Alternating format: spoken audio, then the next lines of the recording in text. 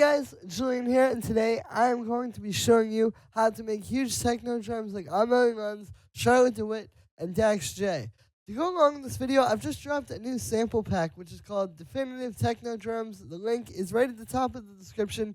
What this is it is the definitive collection of techno drums. I wanted to make a sample pack that has just like a ton of really nice, hard-hitting drums that you can use to make really professional sounding tracks. You know, I feel like a lot of sample packs out there, they don't really sound like the actual professional tracks. It just kind of sounds like, you know, someone got maybe like a tech house kick or something, called it a techno kick, and there it is. But with this, it's really designed to be something powerful and professional sounding that can really help you take your tracks to the next level. You know, again, these aren't just like sounds. These are the best possible sounds that I could find to give you guys. And so I'll give you a little demonstration. Here are some of the kicks.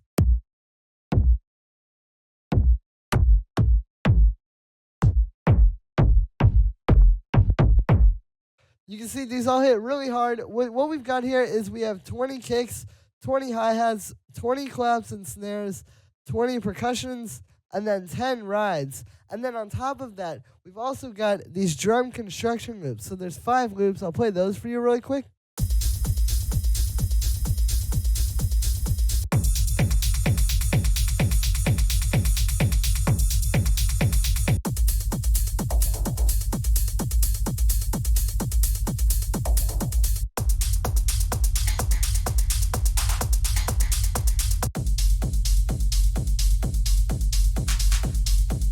So you can hear these are 5 really professional sounding loops as well. So you get some loops that you can take, you know, all the individual parts of these.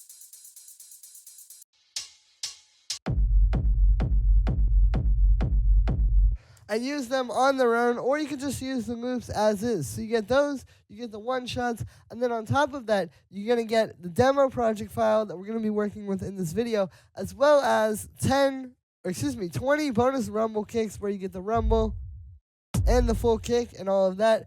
Plus, you get this bonus rumble rack that we'll be using in the video. So yeah, link to that is in the description. What I'm going to be doing today is I'm going to be using this pack to show you how to make professional sounding drums from scratch. What I've got here is I have a little lead and then this little sort of like percussive synth sound here. Here's what they sound like.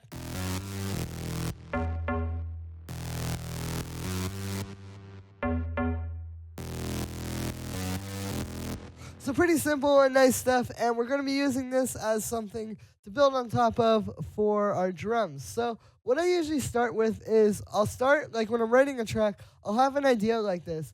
And then the first thing I always start with is the kick. And the reason why is I like to kind of work from the bottom up. It's like if you work from the lowest things in the frequency spectrum up to the highest things in the frequency spectrum, what happens is things come together a little bit more easily, you know. You're not spending so much time like trying to fit it all together, and it's more just kind of like placing everything in its own place, if that makes any sense. It's like, you know, if you're building a Lego, you're never just going to put together, say you're building like a Lego tower. You would build the Lego tower from the bottom and start to work your way up. If you built the top and then try to attach that onto the bottom, you're going to have a bit of a hard time. But if you start from the bottom of the tower and work your way up, it comes together a lot more easily. Again, you're just putting things on top of each other rather than trying to like make them do all this crazy stuff to fit together. So we'll start with the kick. Like I said, let's just grab one of these.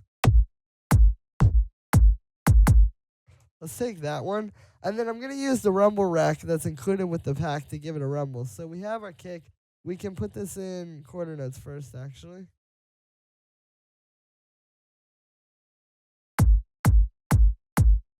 We're at 130 BPM. And cool, and then we'll get, so there we go. So we have the kick in there, you know, straight quarter notes. Pretty simple for that. Then what we'll do is we'll get this bonus rumble rack. This is included with the kick, with the pack. So what you get here is basically it's this audio effect track where we have dry chain, and then a rumble chain, which you can see is just reverb into distortion, a little bit of a low pass, and then there's also the side chain on here. All we have to do is just hit kick, and there we go.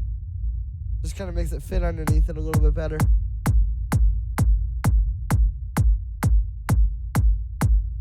And cool, there we go. Now we have that. Now we'll do a little bit more to kind of beef this up. I usually like to do, so the way it works is we have the sample and then the rumble, and then we just need a little bit more processing at the end. You know, if you have really good samples like this, and you do good stuff with the rumble, you don't really need a whole lot. You just need something to kind of like glue the punch and the rumble together. So that's where this drum bus comes in. Then we kick that in at the end here.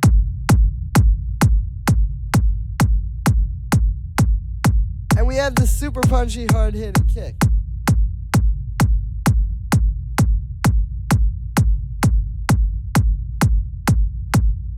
And cool, so that's the first step. Like I said, if you start really like and work your way up from the foundation, things come together a lot quicker rather than trying to start with like the hi-hats first or something like that. So now we can bring back in the synths.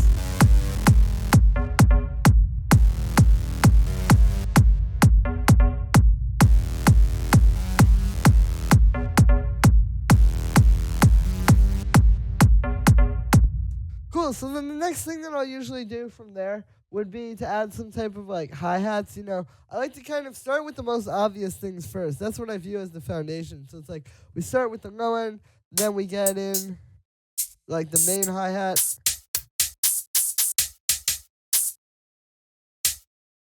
Let's use this one. You can see like the idea here is we're not just using like any old little 808 hi-hat. You need like very fat and sharp hi-hats like this that are going to hit really hard. And again, the link to this pack is in the description if you want these. Because like if you just use an 808 hi-hat, it's going to be way too weak. But if you use something fatter and with more body like this, you can hear it fills out the mix a bit more. And then we can also get another hi-hat underneath that. Like we'll use this one.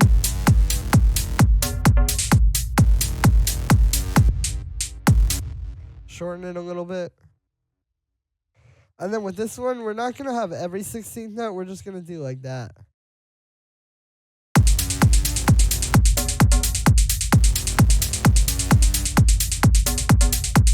Let's use a little bit of Ruben sample, actually.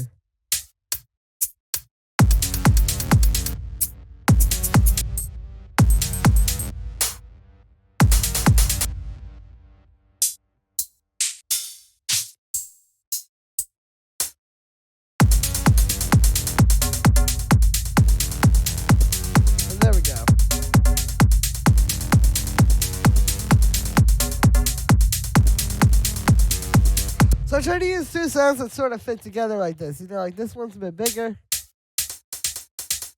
And this one's a bit smaller. And with the pattern here, you can see, instead of just doing tick, tick, tick, we have it actually just playing like on these, like really just but then pushed back a 16th note.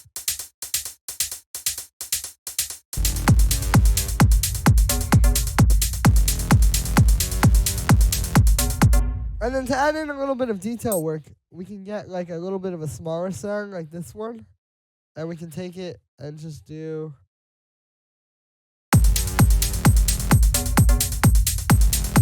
like that. And now you're going tick, tick, tick, tick.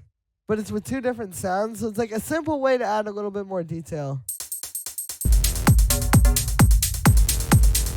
to the drums. So now we have these hi-hats. Usually what I'll do once I have these is I'll put them in a little group with maybe a little bit of drum bus to kind of glue them all together and fatten them up a bit. We'll cut out some low end as well.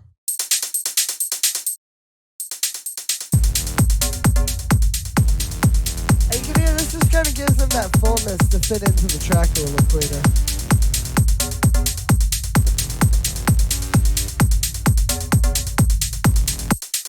The other thing I like to do with hi-hats is add like a little bit of reverb.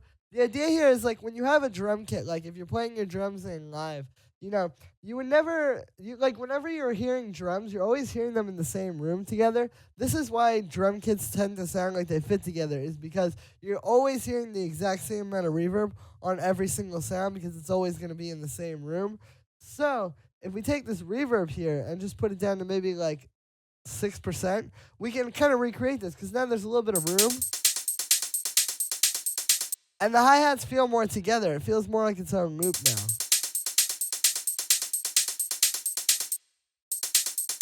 So there's without. And with it, it's like a subtle way to kind of fit these together a bit better.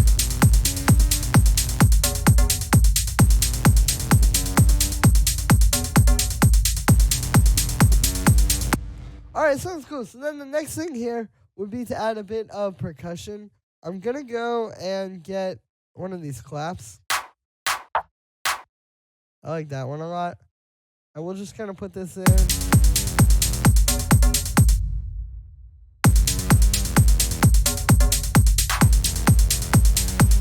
And you can see we're just kind of fitting this in with like everything else rhythmic that's happening in the track.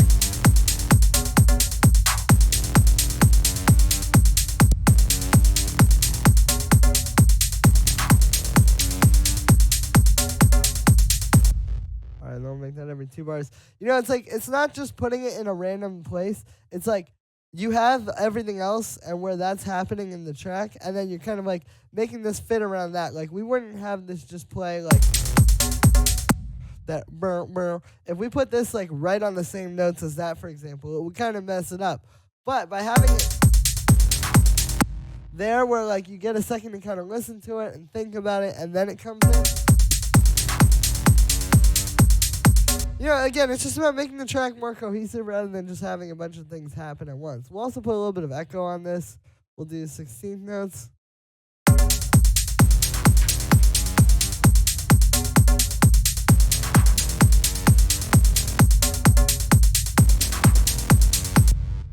And then we'll get another percussion sound in here as well, maybe from the actual percussions.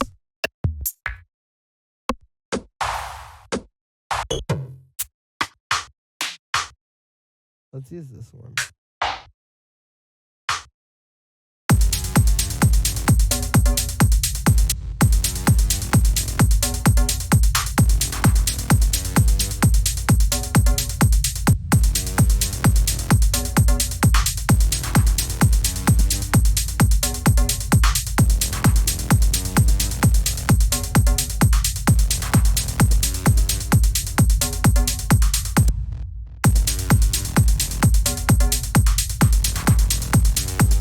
Alright, and then I copied that echo on there, just doing dotted 8 notes.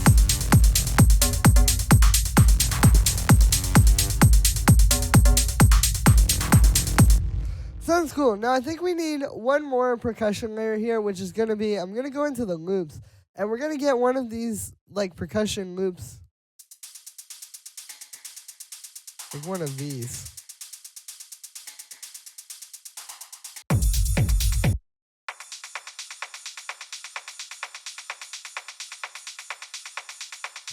And this is the good thing of having loops too. Let's use this one. It's like, you know, it's not always just about like making it all right live. You know, when you use a loop like this and you combine it with live drums, you get a very interesting feel, because now we have these drums here, which are happening in MIDI live. And then we also have a loop, which is like, there's certain things you just can't get any other way than by using a loop. So it's never as black and white as just, oh, don't use a loop or whatever people may say. It's like, you know, if you combine loops with programmed percussion, I think you can make something very powerful that you can't make just with programmed percussion, just like you couldn't use only loops.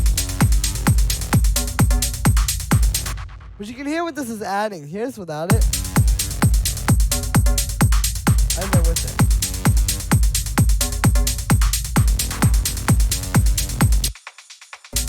You know, again, it's giving us something that you just can't quite get without using a loop. And then we'll put that percussion in a group. Give it a bit of saturation. And a high cut, or a low end cut with this high pass filter.